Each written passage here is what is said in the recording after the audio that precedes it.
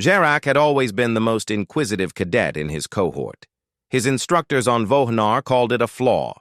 His parents called it rebellion.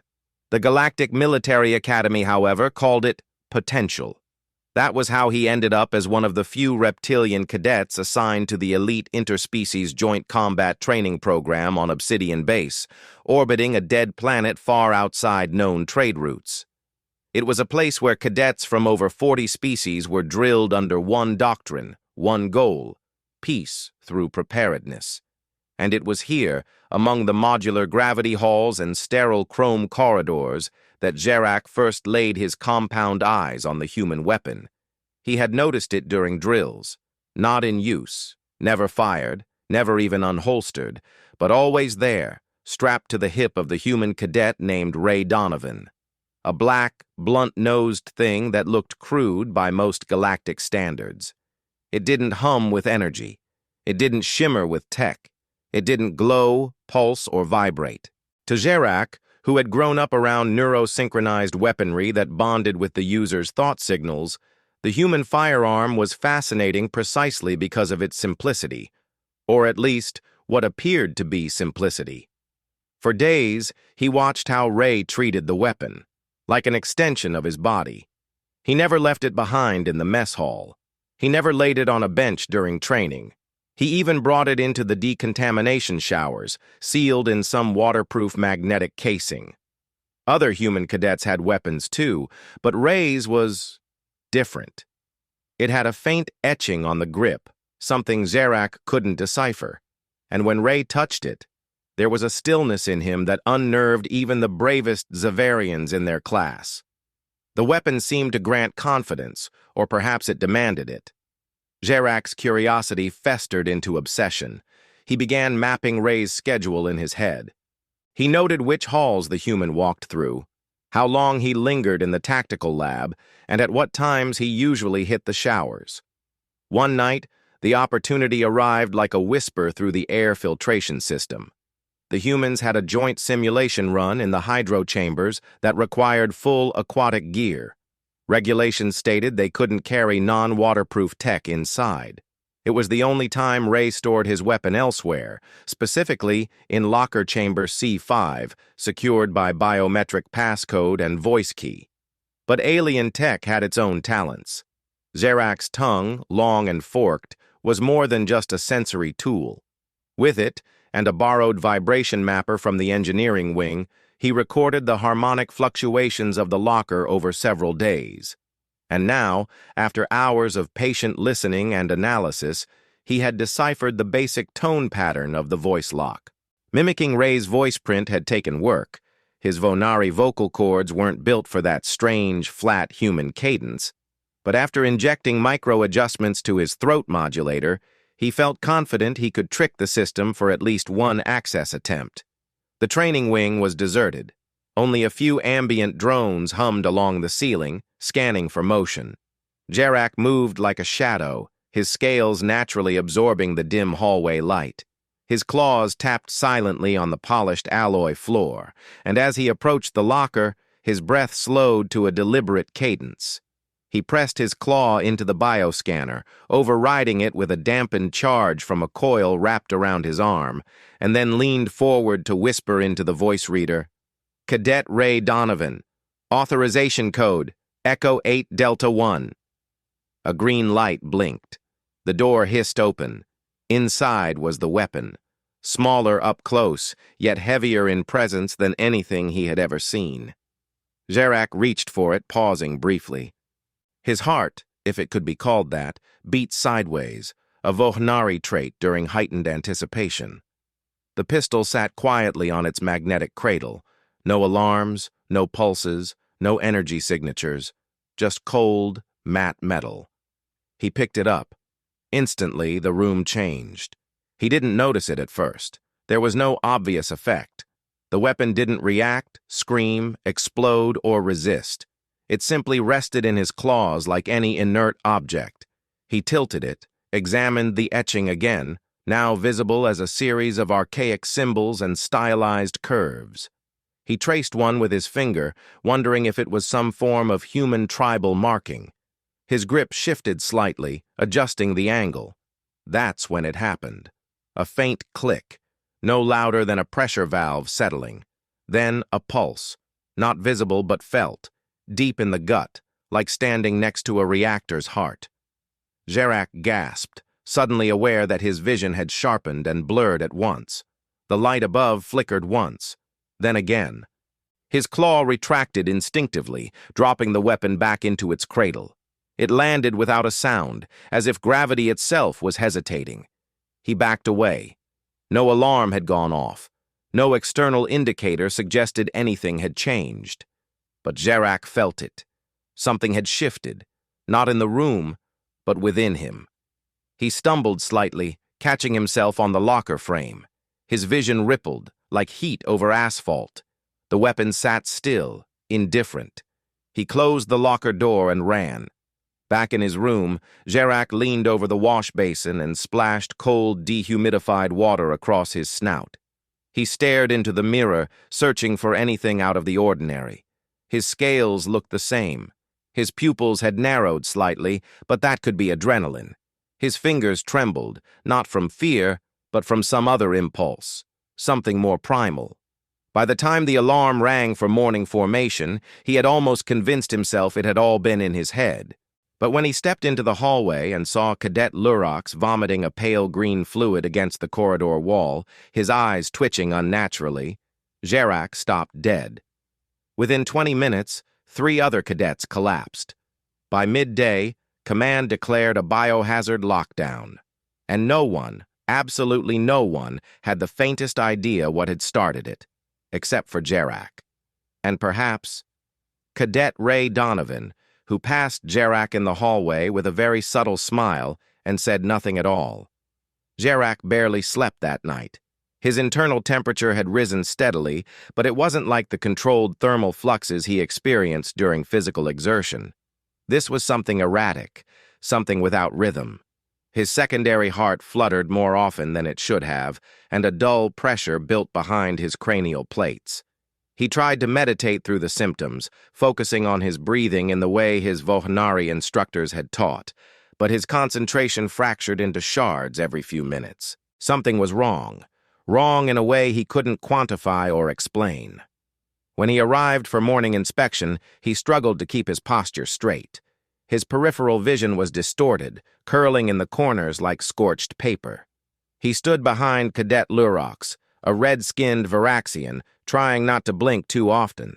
His body felt like it was drifting out of sync with the air around him. The commanding officer walked past, and Jarak forced himself to meet the man's gaze, resisting the urge to vomit. It was when Lurox collapsed that the entire platform erupted into chaos.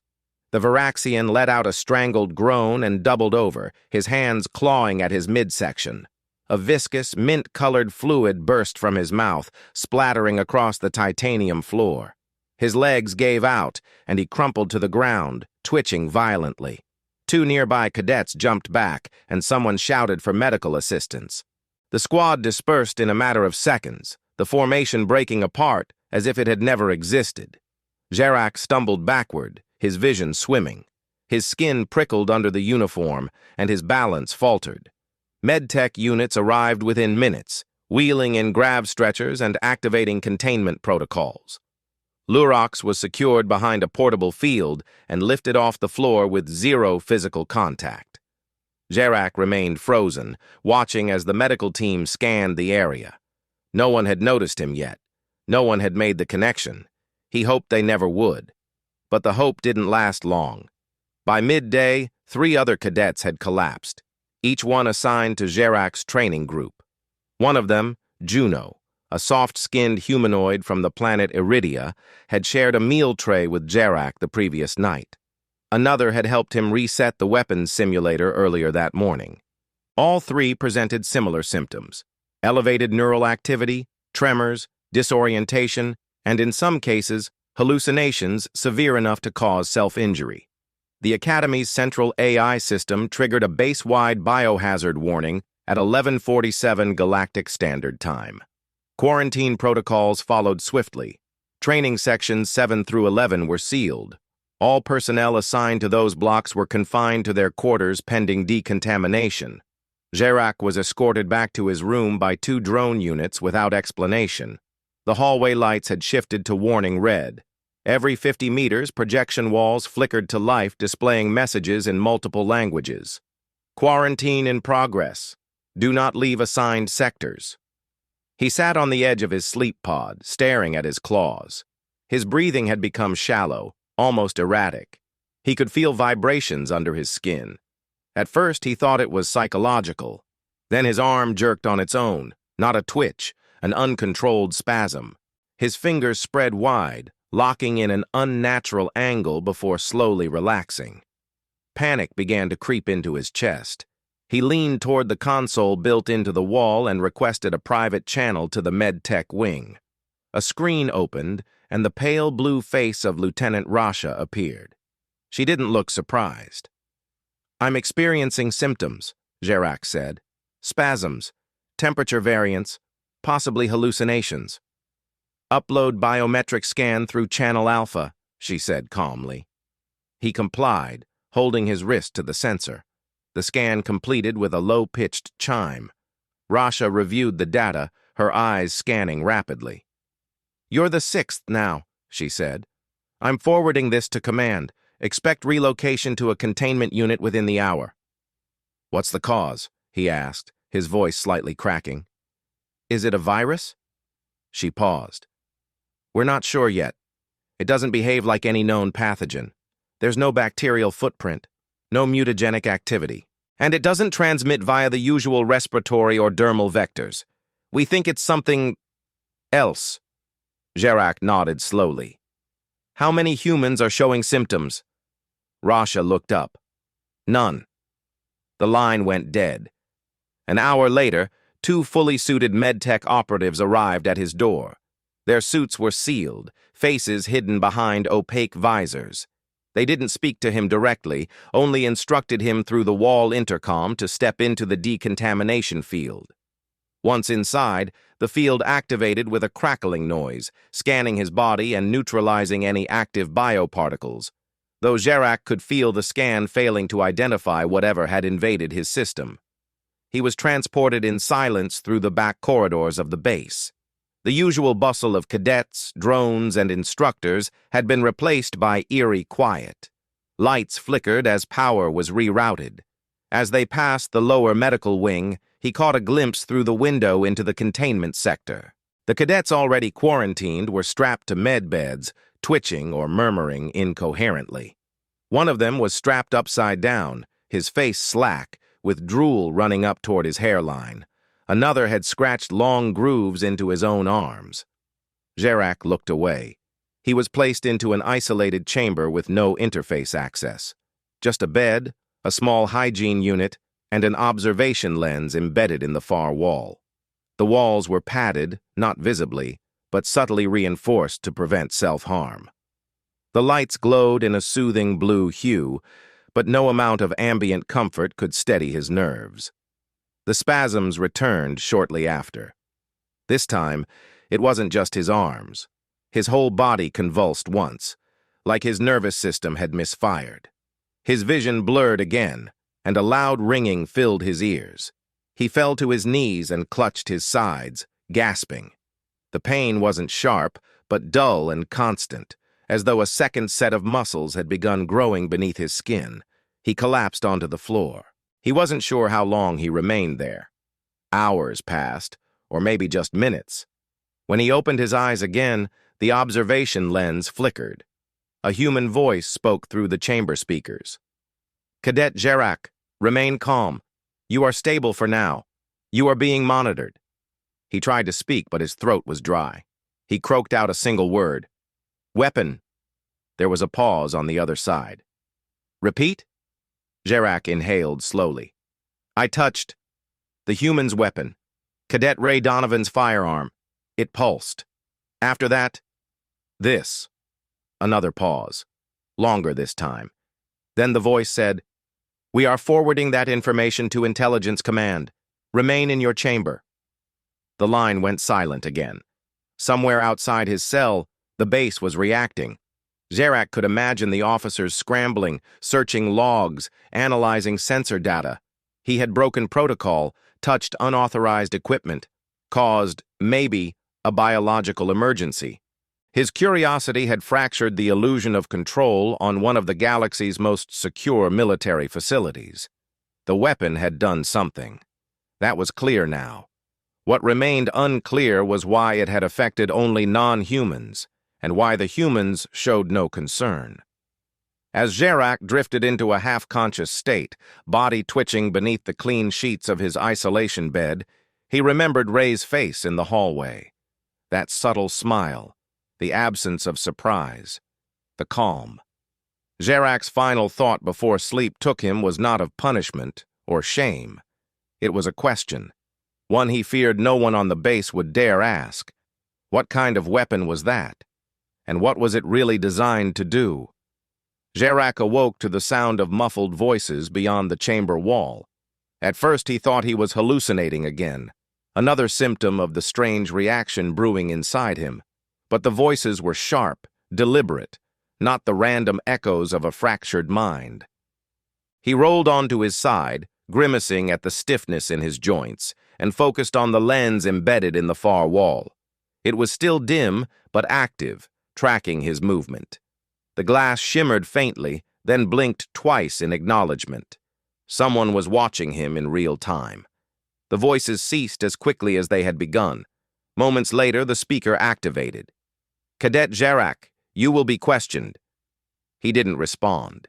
His throat felt like it had been sanded raw. A low hum began at the base of the wall, followed by a metallic clank.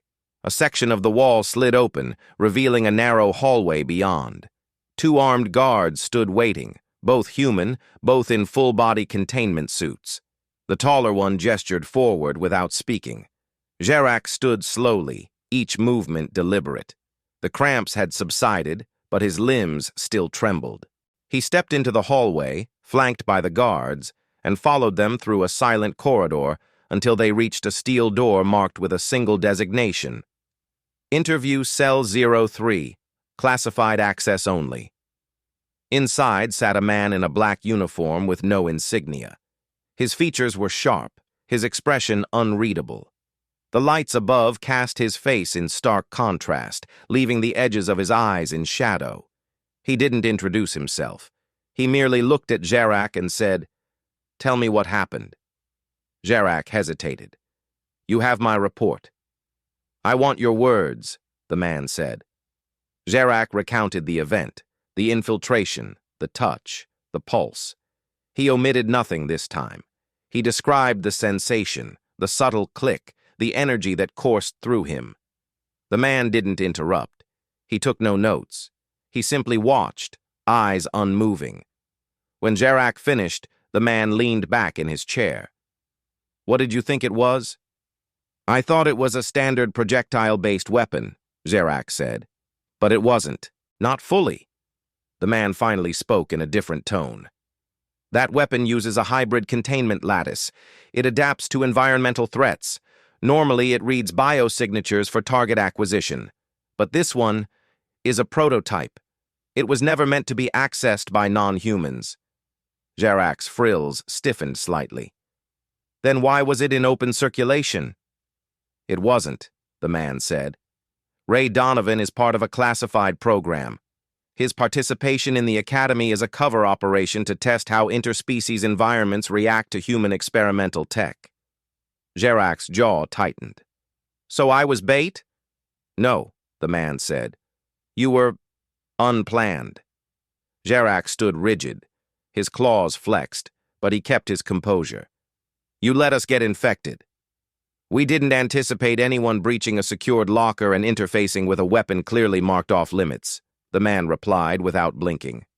"That said, we're now observing a very useful data set." Zarak's voice cracked. "Useful? Cadets are suffering. Some may die." "They won't," the man said calmly. "The nanotech is non-lethal. It isn't designed to kill. It's designed to defend through physiological disruption." "Why only non-humans?" Zarak asked.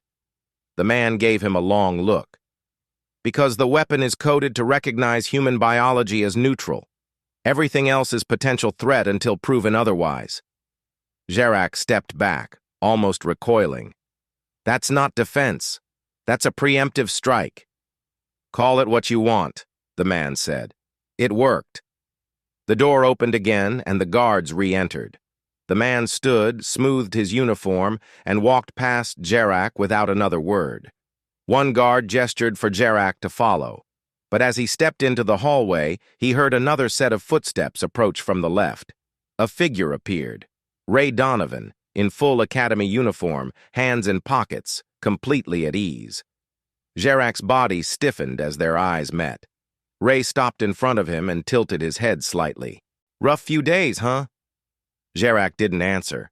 His heart pounded. His claws twitched. Ray smiled faintly. "Don't worry. You're not the first curious one. Probably won't be the last." Gerak stared at him, searching for remorse, guilt, anything. But Ray's face remained relaxed, casual. "What is that weapon?" Gerak finally asked. Ray shrugged. "Depends who's asking. To most people, it's just a pistol. To the right algorithm, it's a quarantine device. And to someone who doesn't know better..." He leaned closer, eyes narrowing. "It's a warning." With that, he walked past, his boots clicking softly down the corridor. The guard said nothing. The door to Gerak's chamber closed behind him. Back in his room, Gerak sat in silence for hours. His thoughts spiraled. The idea that human technology had reached a level where it could autonomously discriminate between species, react, adapt, disrupt, was both terrifying and impressive. But what haunted him most wasn't the weapon. It was the human behind it. Ray had known exactly what would happen. He had brought that device onto the base without a word, worn it with the calm of someone who understood its power. And now, half the academy was in containment, undergoing tests, recovering from biological trauma, and the humans. They walked the halls untouched, unbothered. Gerak's condition stabilized later that evening. The tremors faded. The headaches dulled to a manageable hum. Medical confirmed his vitals had returned to baseline, but no one spoke of release. He wasn't sure if that meant punishment or observation, maybe both. A silent message blinked on his chamber console. It read, "Do not interact with human weapons again." No signature. No sender. Gerak stared at it for a long time. He didn't delete it. He didn't respond. He simply laid back, eyes on the ceiling, and realized something no one had admitted aloud. Humans weren't testing themselves at this academy. They were testing everyone else. The next 48 hours transformed the mood aboard Obsidian Base from one of scientific curiosity to full-scale containment paranoia. Entire corridors were sealed behind biometric locks, and surveillance drones multiplied across every wing. Cadets were pulled from regular drills and ordered into static observation cells. Medical officers worked in rotating 12-hour shifts, scanning every non-human for symptoms, regardless of previous exposure. Gerak remained confined, but through the filtered lens of his chamber's screen, he caught glimpses of the chaos spreading through the base. New cases were reported every 6 hours. Most were minor: tremors, disorientation, momentary memory lapses. Others were more severe. Cadets found unconscious in training pods or pacing violently inside their sealed rooms, ranting about visions of light and noise that no sensor recorded. The official announcement from Central Command described the outbreak as an unidentified environmental reaction affecting select physiology groups. But Gerak knew better. The source was no longer in question. The only mystery now was the true purpose of the device that had triggered this cascade, and why the humans, especially Ray Donovan, remained entirely untouched by the fallout. Gerak received only limited updates through his chamber feed, but the images that did reach him were damning. Commander Trivas, a high-ranking instructor from the planet Zalvan, was carried out of his lab after collapsing over a chemical diagnostic terminal. A cluster of Sulvani cadets had to be restrained after an intense shared hallucination caused them to believe the walls were breathing. One Andarian lieutenant reported temporary blindness after touching a metal railing in the weapons wing, later revealed to be the same corridor Ray had passed through earlier that day. Meanwhile, the humans walked the base like it was just another training cycle. Jarak watched them through surveillance snips and replays. They talked, they laughed, they ran simulations and shared coffee in the mess hall. They seemed either unaware of the crisis or willfully indifferent to it. What disturbed him most was not their immunity, but their ease. There were no meetings behind closed doors, no expressions of fear, not even whispers of confusion. It was as though they had all been briefed in advance. On the third day, Jarak's isolation was interrupted by the arrival of Commander Velis, a senior security officer from the Crithorian fleet.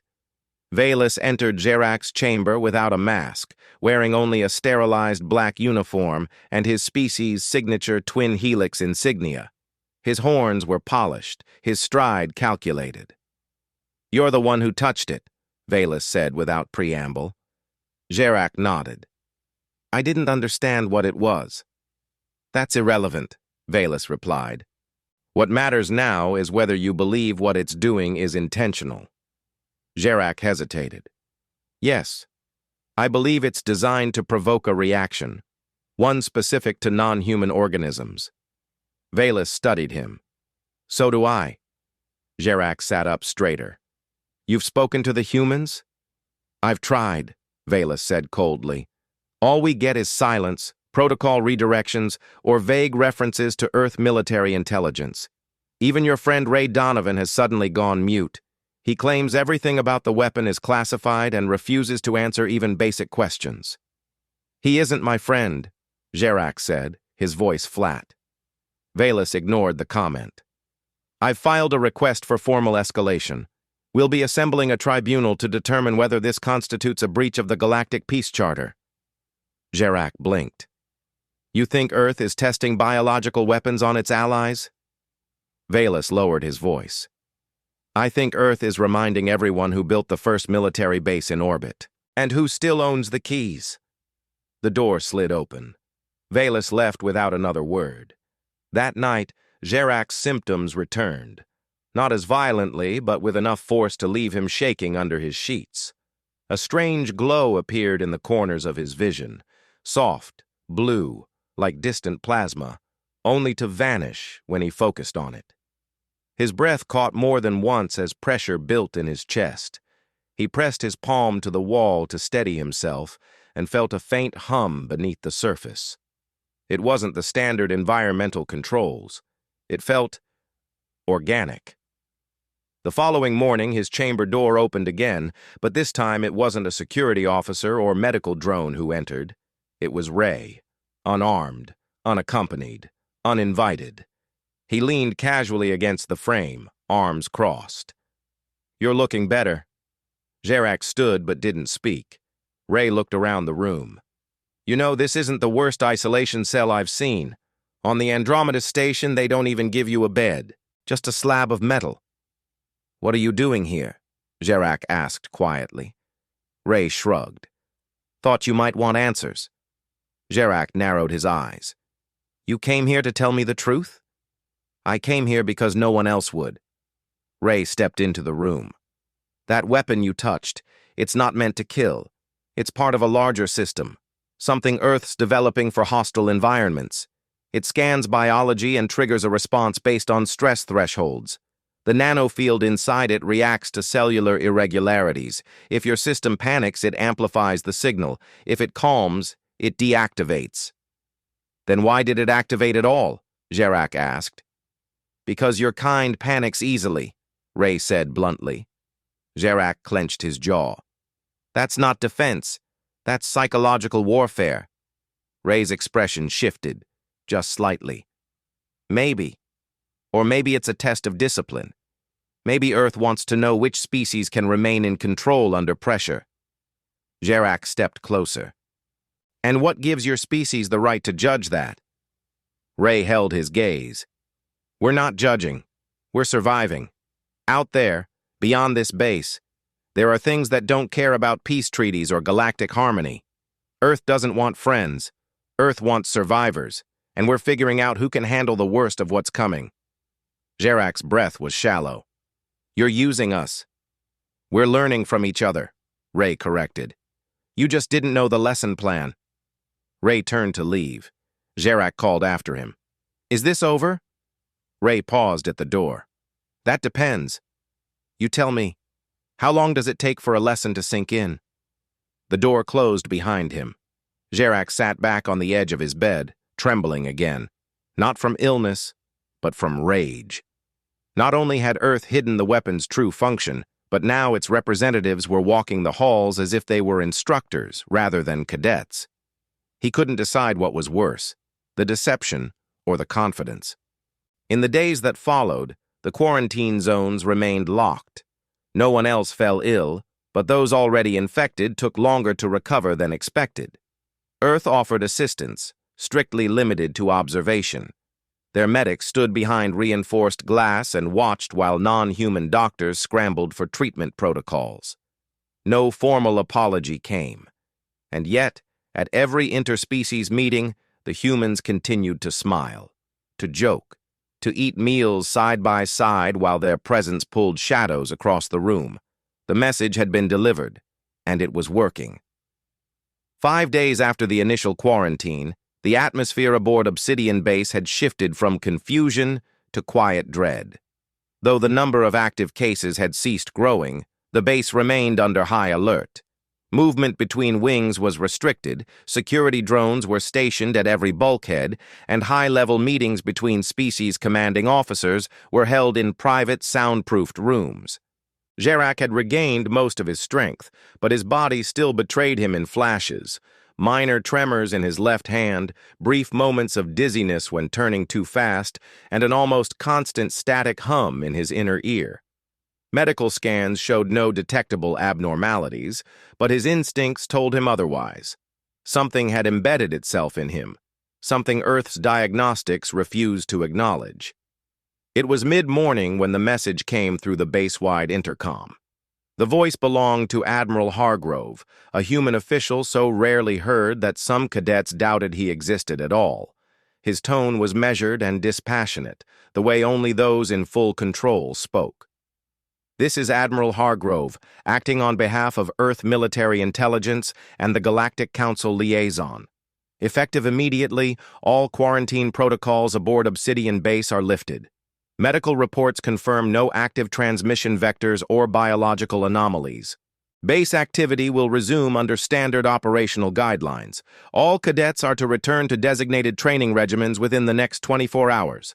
That is all. There was no explanation, no apology, just the sterile weight of finality. Jarak sat in silence after the broadcast. He no longer felt confined, not physically, but mentally. He knew the chamber's door wasn't what had truly imprisoned him. The message made it clear. This wasn't an incident to be solved.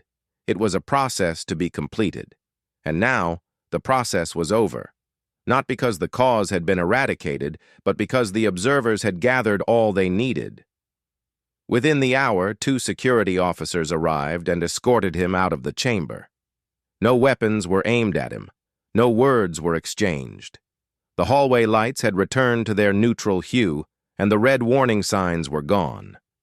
It was as if the past week had been quietly erased by command. Jarak was released to the common hall, where other recovered cadets stood scattered, each looking equally unsure of what to do next. Conversations were muted. No one wanted to ask questions aloud. It wasn't fear of punishment. It was fear of understanding. The kind of truth that once heard could not be forgotten. Cadet Lurox, now pale but standing upright, nodded briefly when he saw Jarak. He didn't approach, didn't speak, just acknowledged him and turned away. Juno sat nearby with her head down, her eyes unfocused, fingers twitching subtly in her lap. None of the affected cadets had been given any answers, just medication, rest, and a return to duty. In contrast, the human cadets moved through the hall with smooth confidence. Ray Donovan was among them, his gait unchanged, his weapon once again holstered at his side. He passed Jarak without pause, offering a slight grin as if they shared a secret. Zerak said nothing. He didn't want to give Ray the satisfaction of reaction. Later that day, Zerak attended a debriefing, one supposedly for the benefit of recovery and reintegration. Commander Velas stood at the head of the briefing room, flanked by two aides, one from the Solvani delegation and another from the Saran Empire. Several cadets, all of whom had been quarantined, filled the seats in silence. Velas began. What we experienced over the past days was a security lapse, a miscalculation of technology integration within a shared training environment. Some of you were directly affected. Others suffered secondhand from the isolation. You are not expected to forget what happened, but you are required to move forward. The base remains operational. The mission continues. One of the Solvani cadets raised a hand. Are we going to receive answers about the weapon? No, Velas said without hesitation. Earth has invoked Article 7 of the Unified Military Charter, classified weapon development protocols. The information is sealed. Another cadet spoke up. Then what was the point of all this? Velas glanced at the door as if expecting someone to enter. No one did. He leaned forward. The point, he said carefully, was not for you to learn anything. It was for them to observe how you respond. And now they know. Zerak felt the words like a blade between his ribs. After the debriefing, he returned to his room. His belongings had been restored, his access code reactivated. Everything was just as he had left it, except for one detail. On his bed sat a small black datapad. It bore no insignia, no label. It activated upon touch and displayed a single message. Lesson acknowledged. Protocol reset. Observation complete. Zerak stared at the words for a long time. He didn't move. He didn't close the message. He simply stood in the center of the room, absorbing the weight of the silence that followed. That evening, a memo was distributed across the base from Earth Command, announcing a technology rotation.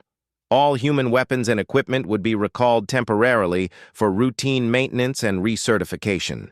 No one questioned the timing. Ray turned in his weapon without a word, but when the officer receiving it asked if he had any final notes, Ray simply said, "It worked." Within 24 hours, the base returned to full function. Training resumed. Drills were enforced. Interspecies group exercises were reinstated. But the tension had calcified. Eyes that once viewed humans with mild curiosity now watched with restrained suspicion. Conversations shifted. Jokes dulled. Trust recoiled into silence. Zerak resumed his routines but no longer felt like a cadet. He felt like a variable. A test subject. Every glance from a human officer now felt like a calculation. Every training exercise, a simulation of more than tactics. It was a psychological war, and no one had fired a shot. One night, during a low-gravity exercise in the orbital ring, he drifted near the viewport. The stars shone, distant and cold, and far below, the dead planet's surface glowed faintly with tectonic shimmer. Ray floated beside him, silent. For a moment, neither spoke. Then Ray said, "You know, it's not personal." Zerak didn't look at him. "Then what is it?" Ray sighed. "It's survival. Not everyone gets to be prepared. Some have to be tested first." Zerak turned to him. "And who decides who gets tested?" Ray smiled faintly. "The ones who've already been through worse." He pushed off the frame and floated away. Zerak remained still, staring into the void. He knew with certainty now that this was only the beginning. Whatever had happened aboard Obsidian Base was not a mistake. It was a trial run. The weapon had been a question. The response was the answer. And the message, quiet, calculated, irreversible, had been received.